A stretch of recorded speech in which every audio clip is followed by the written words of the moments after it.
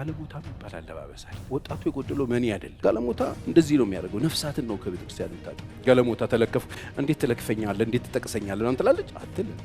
ትራክ ውስጥ ጋለሞታ ተለከፍኩ ወይ ለምን ስራው ስለሆነ። አሁን የሚያሳዝነኝ ነገር ጋለሞታ የሆነ አለባበስ የለበሱ ሰዎች ለምን ተለከፍን ብለው ሲበሳጩ ነው የሚገርም። እኔ እዚህ ምርታቸው የተበሱ ምርታቸው ላይ ያስወለኳቸው ወጣቶች ነበሩ። የጋለሞታ ልብስ አትልበሱ ለማለት ነው።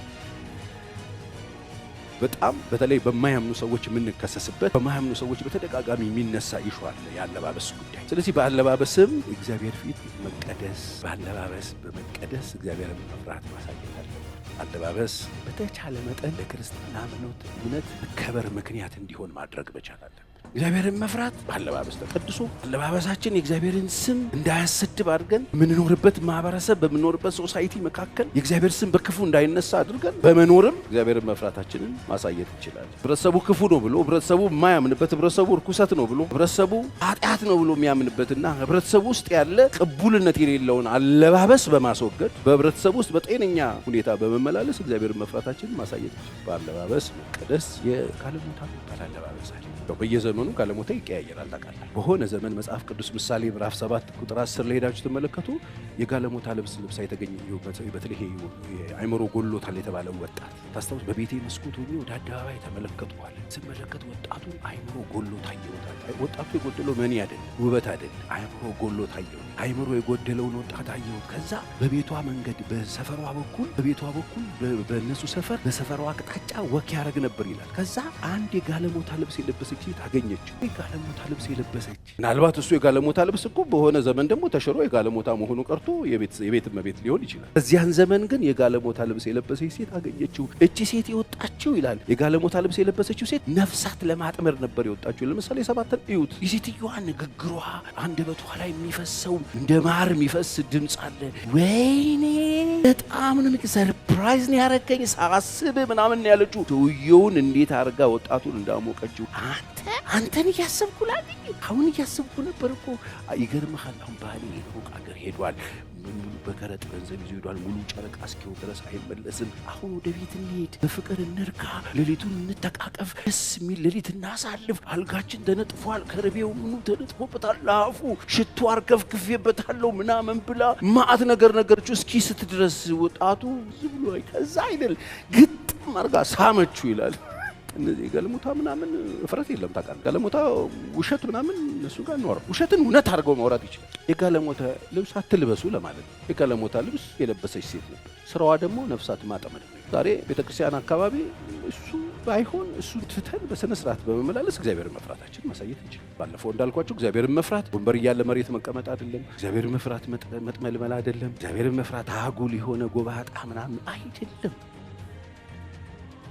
እግዚአብሔርን መፍራት የእግዚአብሔር ቃል እንዳይሰደብ ስሙ በክፉ እንዳይነሳ በማህበረሰብ በሶሳይቲ መካከል ትውልዱ መካከል እግዚአብሔር ሰዎች ለእግዚአብሔር ያላቸው አመለካከት እንዳይበላሽ እግዚአብሔርን ሰዎች እንዲወዱት እንዲያከብሩት አድርጎ መኖር። እግዚአብሔርን በእኛ አለባበስ ምክንያት የሚያጣጥሉት የሚያወርዱት የሚንቁት ከሆነ ትክክል አይደለም። የሚገርሙ ጋለሞቶች የሚለብሱት ነፍሳት ለማጥመድ ነው። በቃ ነፍሱን እስኪ ስትድረስ ከዛስ ውሻ ወደ ስራቱ ወፍ ወደ ወጥመዷ በሬ ለመታረድ ወፍ ወደ ወጥመዷ ውሻ ወደ ስራት እንደሚሄድ ለነፍሱ ጥፋት እንደሆነ ሳያውቅ ፍላጻ ጉበቱን እስኪወጋው ድረስ አላወቀም ነበር። ጋለሞታ እንደዚህ ነው የሚያደርገው። ነፍሳትን ነው ከቤተክርስቲያን ይታጣ። ጋለሞታ እንደሱ ነው ስራው። ሌሎችን ሰዎች አትራክት አድርጎ ስቦ ከዴስቲኒያቸው ማስቀረት ወይ ማዘግየት ወይ ግደል ሌባው ሊሰርቅ ሊያጠፋ ነው። ሰይጣንን በአካል ቸርች ውስጥ አይቼው አላውቅም። አይታችሁ ተገለል ግርማል በቀደም ሰይጣን ዛቀ ቁጭ ብሎ ነበር ይባላል። ሰይጣን እንደሱ አይደለም። ነፍሳትን ለማጥመድ ግን የታጠቃቸው ቱታ ያረጋቸው ሰዎች ግን ወደዳችሁም ጠላችሁ አንደኛው የሚገለጡት ባለባበስ። እዚህ ጋር የሚነገረውን የእግዚአብሔር ቃል ትኩረት ሰዎችን ከዛ ነገር ሰዎችን አንስተው የሰዎችን አይን የሰዎችን አይምሮ ወስደው እነሱ ብብት ውስጥ እነሱ ብርት ላይ እነሱ ምናምን ላይ መለጠፍ ማለት ነው። ከዛ አጥምደው እነዛን ሰዎች በተለየ ሁኔታ ወጥመድ ነው አጥምዶ ነፍሳትን ማጥፋት። ስለዚህ ጥንቃቄ ያስፈልጋል። ስለዚህ በህብረተሰብ ውስጥ በክፉ ስራቸው ወይም በኃጢአት መንገዳቸው የሚታወቁ አለባበሶችን የራቅን ከረንትሊ ያለው የጋለሞታ አለባበስ የትኛው ነው? ጋለሞታ የሚባለውስ ማን ነው? ጋለሞታ ማለት ራሳቸው ለሽያጭ ያወጡ ናቸው አይደል? እነሱ ተለከፍን ብለው ይበሳጫሉ። ሰላም ናቸው። ጋለሞታ ተለከፍ እንዴት ትለክፈኛለህ? እንዴት ትጠቅሰኛለህ? ነው ትላለች አትል ትደርብልሃለች። እንደውም ትሰልስህና ትራክ ውስጥ ጋለሞታ ተለከፍኩ ወይ ለምን ስራው ስለሆነ ጋለሞታ ወንድም አለ በነገራችን ወንድም ሴትም ተለከፍኩ ብሎ ጋለሞታ አይበሳጭም፣ አይናደድ። ለምን ለዛው ስራ ፐርፐዙ እሱ ስለሆነ የሰዎችን ማጥመድ ስለሆነ ወጥመዳቸው እስከገቡላቸው ሰዎች ይዞ መሄድ። አሁን የሚያሳዝነኝ ነገር ጋለሞታ ይሆናል አለባበስ የለበሱ ሰዎች ለምን ተለከፍን ብለው ሲበሳጩ ነው የሚገርም። ኦልሬዲ ይሸጣል ብላችሁ አንድ ነገር ላይ ለጥፋችሁ ሰው ስንት ነው ብሎ ሲጠይቅ ለምን ትናደዳላችሁ? ስለዚህ ቆም ብሎ ማሰብ በጣም ጥሩ። ስለዚህ ይሄ የጋለሞታ አለባበስ የሚባለው ለጥፋት ሰዎችን የሚያዘጋጅ ሰዎችን የሚያጠፋ ወጥመድ ስላለበት ከዚህ ራሳችንን በመጠበቅ እግዚአብሔርን መፍራታችንን ማሳየት አለብን። ፕሮግራም የያዛችሁ አሁን የተነሳችሁ ብዙ ወጣቶች የምታማብሩ ወጣቶች አያለሁ። በተለይ በሚዲያ የሚገርሙ ወጣቶች እግዚአብሔርን እንደሚወዱት ያስታውቃል። ግን እግዚአብሔርን መፍራት ምን ማለት እንደሆነ ማያውቁ ሳያውቁት አየር ላይ በተለቀቀው ነገር ተጠልፈው ራሳቸውን ለግልሙትና ወንበር ላይ ያስቀምጡ። በሚያሳዝን ሁኔታ ሰዎች በጋለሞታ ዋጋ ሊሰፍሯቸው የተነሱ በጣም ብዙ በርካታ ወጣቶች እግዚአብሔርን እኮ ስለሚጠሉት ስለማያውቁ ማህበረሰቡ መካከል ራስን የሚያረክስ ራስን የሚያወርድ ዝቅ የሚያደርገው ነገር ምን እንደሆነ ስለማይረዱት ራሳቸውን ለገበያ ያቀረቡ ሰዎች አሉ። ቤተክርስቲያን ያለችበት ሰፈር፣ ቤተክርስቲያን የምትኖርበት መንደር፣ ቤተክርስቲያን የምትኖርበት ሀገር፣ ቤተክርስቲያን ያለችበት ሀገር ካልቸር፣ ሰፈር፣ ኑሮ፣ ህይወት ምን ይመስላል ብሎ መጠየቅ ነው። እግዚአብሔርን ልናመልክ የተመደብንበት እኔና እናንተ ኢትዮጵያ የምትባል ሀገር ውስጥ ያለ ነው። 80 ምናምን ብሔር ብሔረሰብ የሚኖርባት ናት። ራቁት ኖርማል የሆነበት ክልል አለ። ለምሳሌ ባህሉ ራቁቱን መኖር እንድትቀጥል ያለ ጡታቸውን ራቁታቸውን የሚኖሩ ሰዎች ያሉበት ሀገር አለ። አሁን እዛ ሄደ ሱሪና ኮት መልበስ ነው ምናልባት ጋለሞታ የሚኖረው ማህበረሰብ የሚኖሩትን ሰዎች እንዴት ነው እግዚአብሔርን የሚያስቡት? ይሄ ነገር ስንቶችን ነው የሚጥለው የሚያነሳው ብሎ ጠየቅ። ጥሩ ነው። የምንኖርበት ሰፈር ቤተክርስቲያንን ይዘን ጌታን የምናገለግልበት የምንኖርበት የምንወጣበት የምንገባበት አካባቢና ሰፈር ካልቸር ጥንቃቄ የተሞላ እይታ ያስፈልጋል። ያንን የሚመጥን ህይወትና ኑሮ መኖር ያስፈልጋል። እግዚአብሔር ከዚህ ይጠብቅ። እኔ ማን ከሬዳሽ ማን አገባውን ከተመቸኝ ምናምን እንደሚገባ አካባቢያችንን፣ ሰፈራችንን፣ ምድራችንን፣ ሀገራችንን ማየት በጣም ያስፈልጋል። ግዴለሽ መሆን የለብንም። ማመኔ ምን አገባው ማለት አይቻልም። ይህንን አስበን ስንኖር እግዚአብሔርን መፍራታችን በሱ ይታወቃል። እዚህ ነው ስለ ስጋ እንኳን ስጋም ወደ አፍ የሚገባ ምንም የተከለከለ ነገር ግን ወንድምህ የሚሰናከልበት ከሆነ ለዘላለም ስጋ አትብላ ተብሎ እኮ የተጻፈልን ስጋ አሁን ምን ችግር አለ? ግን የእኔ መብላት ሌላውን የሚያሰናክለው ከሆነ ለዘላለም ቢቀርስ ሌላው ከሚሰራ እግዚአብሔርን አመልካለሁ ብዬ ሰዎችን ማሰናክል መሆን የለብኝም። ስለዚህ ክርስትና አሁን ይህን ስንማር ኋላ ቀር ላረጋችሁ ወይም ቀሽም ላረጋችሁ ወይ ፋራ ላረጋችሁ እንደው ከትውልዱ ወደ ዝቅ እንድትሉ አይደለም። ክርስትና ኋላ ቀርነት አይደለም። በፈቃዳችን መብታችንን በፈቃዳችን የምንችላቸውን ነገሮች ወደን መተው ነው። ወደን ስለተውን ነው። ፋራ ስለሆንን አይደለም። የሚደረገውን በተሻለ ማድረግ የምንችል ሰዎች ነን። በተሻለ አንዳንዱ ሰው እኔ አሁን ደርሶ በጣም አራዳ ሊሆን ሲነሳ በጣም ነው የሚያሳዝነው። እኛ ጀምረን ፈጥረነው ጠለነው የመጣነው ነገር ማለት ምንም ማናቅ ምንም ማናይ ምንም ማንችል ቢመስለው ማለት ሰው አለ። ግን እግዚአብሔር ይከብር ዘንድ አሜን። የምንችለውን ሁሉ ማድረግ ብቃት አይደለም። የምንችለውን ሁሉ አለማድረግ ደግሞ ኋላ ቀርነት ነው። እግዚአብሔርን መፍራት እስቲ አሜን። እዚህ ወደ ቤተክርስቲያን ስንመጣ ምንድነው ታጥቄ የሚሄደው? ብዙ ሰዎችን የሚወስድ ነው።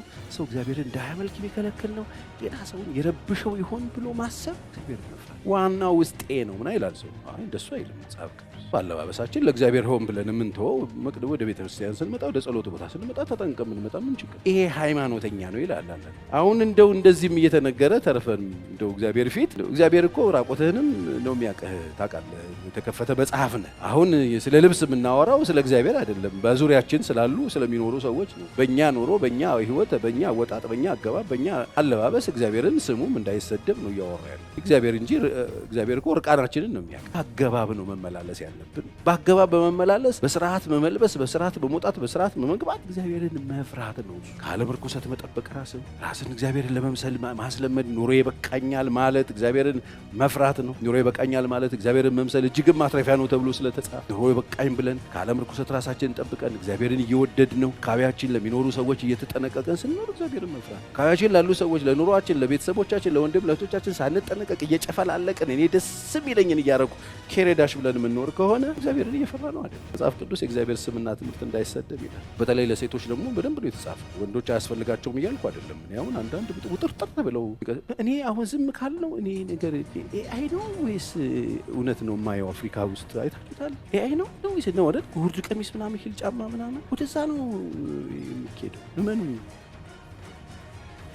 አሁን በጣም ሊፕስቲክ መቀባት የቀራቸው ወንዶች እየተፈጠሩ ተበላው እንደዚህ የለና ምን ጭል ያው ወዴት ነገ አትጠራጠሩ። ሚኒስከርቱን አድርጎ ይመጣ ሰውዬ ሊመጣ ይችላል። ሚኒስ እስካለው አይመጣም። እኔ እዚህ ጋር ቆሜ አይመጣም። ወደፊት ግን ሊመጣላችሁ ይችላል ካልተጠነቀቀ። ማለት ጉርድ ቀሚስ በስነ ስርዓት በጣም የናይጄሪያ ሆስቴስ የሚመስሉ ወንዶች አይታችኋል። ሴቶቹን ነው የሚመስሉት ተርተር ብለው ምን ሂል ጫማ አድርገው ሃማን ሻባራባ ማለት ይሄ ምን ችግር አለ? ዋናው ልባችን ነው ከተባለ እኮ ነው ለዛ ነገር ማንጠነቀቀው። ተው ግድ የላችሁ እናረጋቸው ነገሮችን ማስተዋል፣ መጸለይ፣ ታቢያችሁን ላሉ ሰዎች መጠንቀቅ የሚያስፈልግ አይመስላችሁም? እነሱ እንደዛ ቡና የት ያለው እነዚህ አንድ ነው እንደሱ አይሁን ነው እያለ ያለ እንደሱ አይሁን ነው እያለ ያለ ትርጉሙ እሱ እንደሚገባ ሀፍረት የሌለበት መሸለም ያስፈልጋቸው ራሳቸውን በመግዛት ልብሰው በአግባብ ለብሰው። ይሄ ምንድን ነው የሚያሳየው? እግዚአብሔርን እንፈራለን የሚሉ ሰዎች ምልክት ነው። ምን በስርዓት መልበስ። በጥንት ዘመን በዘፍጥረት ፊትን መሸፈን ጋለሞታ ልብስ ነበር። ቃላችኋል በየዘመኑ ነው የሚቀየረው። እዚህ ምሳሌ ላይ ያየናት ልግጥግጥ ነው የሚመስለኝ ሰውነቷ በሙሉ ውጪ።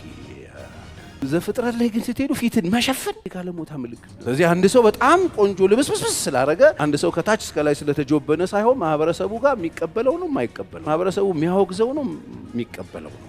በማህበረሰቡ መካከል ለዚህ ስራ ትርጉም የሚሰጠው አለባበስ የትኛው ነው ብሎ መጠየቅ። ሴቶች ሱሪ ሁለተኛ እንዳትለብሱ ምናምን አይደለም። እኔ እንደውም በፊት አንድ ጉባኤ በጣም ኃይለኛ ጉባኤ ሪቫይቭ የሆነ ጉባኤ ነበረን። ብዙ ሴቶች ይወድቁ ነበረ። ስንጸልይ በጣም ይወደቅ ነበር። በእናታችሁ ሱሪ ለበሱ ብዬ አውቃለሁ። ደግሞ ይወድቃሉ እንደ ጀት እየተወረወሩ ወደኋላ ምናምን ተውለበሱ ሱሪ ብዬ አውቃለሁ። የሴት ወንድ አትልበስ፣ የወንድ ሴት አትልበስ። የትኛው ነው የወንድ የትኛው ነው የሴት? መጽሐፉ ጋር ከመጣን አሁን እኔ አሁን ስለ አለባበስ እያወራው እንትን አትልበሱ ሊል ነው ምናምን አይደለም። የጋለሞታ አትልበሱ። እግዚአብሔርን የሚያሳዝን ማለት የእግዚአብሔር ክብር ማይሆን ሰዎችን የሚረብሽ ነገር አታርጉ ነው። በሱ እግዚአብሔርን መፍራታችን መግለጥ እንዴት እኛ ልንረዳ በጸጋ ነው አላልክም እንዴ? እኮ ታችሁ ለእግዚአብሔር ንጹህ ቅዱስ የእግዚአብሔር ፈቃድ በጎ ደስ የሚያሰኝ ምን እንደሆነ ፈትናችሁ ደግሞ ማወቅ እንድትችሉ አይምሯችሁ መታደስ አለበት። ማለት ቀጥታ ከአሜሪካ ግቢ ቀጥታ ከጨርቆስ ቀጥታ ከቄራ ቀጥቶ እንደመጣ ተወርውሮ አይገባም። መጥቶ የሚታደስበት ታይም ይፈልጋል። በአይምሮ መታደስ ደግሞ ተለወጡ እንጂ ይህንን ዓለም አትምሰሉ። አስታውሳለሁ ወደ ጌታ ቤት የመጣሁበት